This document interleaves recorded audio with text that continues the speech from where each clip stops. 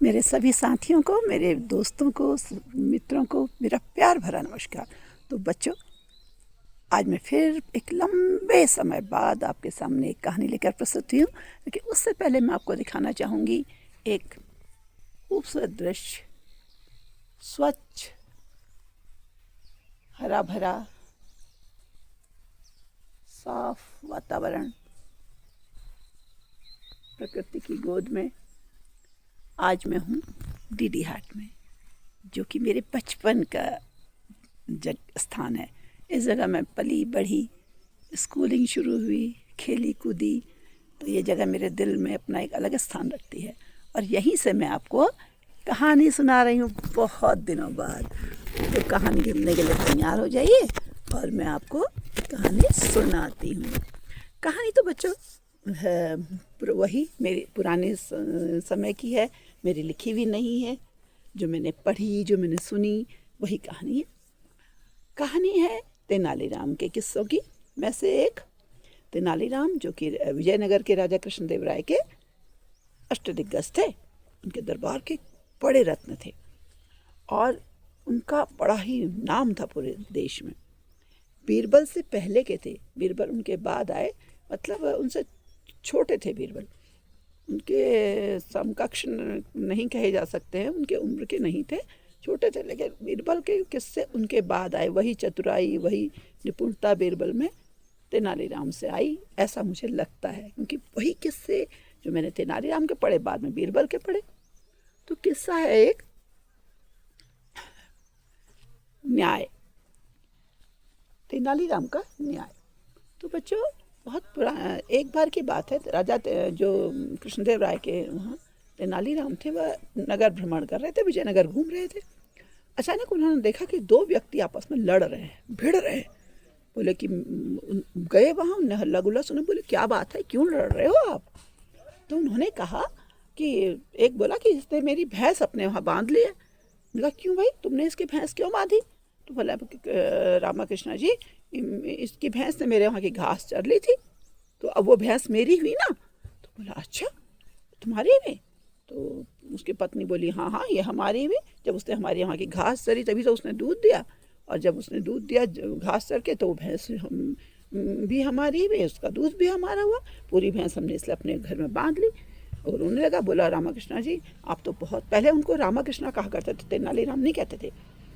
तो बोले कि आप हमारा न्याय करिए, आप न्याय के लिए जाने जाते हैं, हम तो आपके भरोसे हैं। अब वो बेचारा जिसकी भैंस थी, वह बहुत ही भावुक हो गया और रोने लगा, क्योंकि उसकी जीविका का साधन थी भैंस। अब थोड़ी देर तो रामकृष्ण जी चुप रहे, तेनालीराम। फिर उन्होंने सोचा, फिर से वो व्यक्ति बोला है ना, ये भैंस तो मैं नहीं दूंगा, ये भैंस मेरी है पंडित रामाकृष्ण, मैं इसको भैंस नहीं दूंगा। बोला हाँ, कहते तो तुम ठीक ही हो। जब इसने उसने आपके खेत की घास चरी, तो अब तो वो सब भैंस आप ही की हुई। बोला ठीक है। अच्छा, तफाकन क्या था कि पंडित तेनालीराम के हाथ में मिठाई का दोना था। उन्होंने अपना दिमाग दौड़ाया। अब जब उन्होंने ये अन्याय जैसी बात कही कि हाँ आपकी भैंस हुई, तो आसपास के लोग, कुछ लोग निराश हो गए। जिसकी भैंस थी वो भी निराश हो गया। वहीं पर उनके बचपन के की मित्र भी थी, वो भी निराश हो गई। तो बोली कैसे हो तुम, कैसा न्याय कर रहे हो? तो बोले नहीं नहीं, अभी रुको। तो थोड़ी देर में वो उस व्यक्ति की पत्नी के पास गया, जिसने भैंस बांध ली थी अपने घर में, जिसके खेत की फसल उसने चरी थी ना, दूसरे की भैंस ने। तो बोला अरे आप मिठाई खाएंगे? देखिए कितने ताज़ा घी के गरम गरम लड्डू मेरे पास हैं, खाइए, थोड़े खाइए ना, कितने अच्छे हैं। उसकी पत्नी ने खा लिए 2-4 लड्डू फटाफट। अब थोड़ी देर हो गई, आपस में लोग बहस करने के, भीड़ इकट्ठा हो गई। तो वो बोला ठीक है ठीक है, जब पंडित रामाकृष्ण ने कह दिया भैंस मेरी है, तो अब चलते हैं, चलो। अपनी पत्नी से कहने लगा और पत्नी को ले आने का। बोला रुको रुको। पंडित तेनालीराम बोले क्यों? बोले क्यों, आप कहाँ जा रही हैं इनके साथ? बोला क्यों, ये मेरी पत्नी है, मेरे साथ नहीं जाएगी तो क्या आपके साथ जाएगी? ना हाँ हाँ, मेरे साथ जाएगी। बोला ऐसा क्यों? क्यों क्यों? अभी इन्होंने मेरे लड्डू नहीं खाए थे, मेरे जो पास लड्डू थे वो इन्होंने खा लिए। अब जब इन्होंने मेरे लड्डू खा लिए, तो जैसे भैंस ने घास खाई और भैंस आपकी हो गई, आपके खेत की घास खा के, वैसे इन्होंने जो लड्डू मेरे खाए वो मेरी हो गई। बात वही है, ये वैसे ही मेरी हो गई जैसे भैंस आपकी हो गई। इन्होंने मेरे लड्डू खाए, भैंस ने आपके खेत की घास खाई। अब उस व्यक्ति का दिमाग ठनका और लोगों के दिमाग में बात आ गई कि रामकृष्ण जी जो पंडित तेनालीराम जो हैं वो न्याय कर चुके हैं। तो वह व्यक्ति सहम गया। उसकी पत्नी बोली मैं क्यों जाऊंगी किसी के वहाँ, मैंने लड्डू खाए तो क्या हुआ, मैं तो अपने पति के साथ जाऊंगी।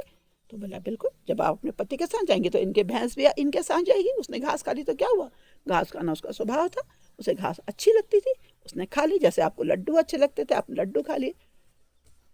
बस बच्चों, सब लोग समझ गए कि न्याय हो चुका है। और वह व्यक्ति बोला मुझे क्षमा कर दो भाई, तुम अपनी भैंस ले जाओ, और मैं ऐसा गलत काम कर रहा था। तो पंडित रामा ने मेरी आंखें खोल दी। तो पंडित रामा जी बोले कि और एक बात और, दूसरे से कहा कि भैंस तो आपकी मिल गई आपको, तो भाई न्याय तो ये कहता कि जितनी घास इन्होंने चरी है, तुम्हारी भैंस ने इनके खेत की जो नुकसान किया, घास या फसल जो भी खाई है, जो नुकसान हुआ है उसकी भरपाई आप कर दो। आप भाई भरपाई कर दोगे तो दोनों का नुकसान नहीं होगा, आपकी भैंस आपको मिल जाएगी, उनके फसल का नुकसान की भरपाई हो जाएगी, तो न्याय बात बराबर हो जाएगी। तो बोला कि जी बिल्कुल, मैं इनके जितना नुकसान हुआ उतनी फसल की भरपाई कर दूँगा। तो बस बच्चों, और क्या था, न्याय हो गया। लोग रामकृष्ण की जय जयकार करने लगे। पर भैंस ले जाने वाला से वो व्यक्ति बोला कि आओ भाई, अपनी भैंस को मेरे घर से ले जा लो, मैंने बात दी थी, अब मुझे क्षमा करना। तो उन्होंने एक दूसरे से क्षमा मांगी, गले मिले, चल पड़े अपने अपने रास्ते, और सब लोग करने लगे पंडित तेनालीराम की जय जयकार। तो बच्चों, ये थे तेनालीराम, इनका न्याय, इनकी चतुराई, इनके किस्से जो आस पास सबको हमेशा याद रहते हैं। हमने भी बचपन में पढ़े, आजकल थोड़ा लोगों को कम दिखाई देने लगे, कम सुनाई देने लगे, इसलिए मैं इन तेनालीराम के किस्सों को आपके सामने ला रही हूँ। तो जल्दी ही एक नई कहानी के साथ मिलेंगे, तब तक के लिए नमस्कार।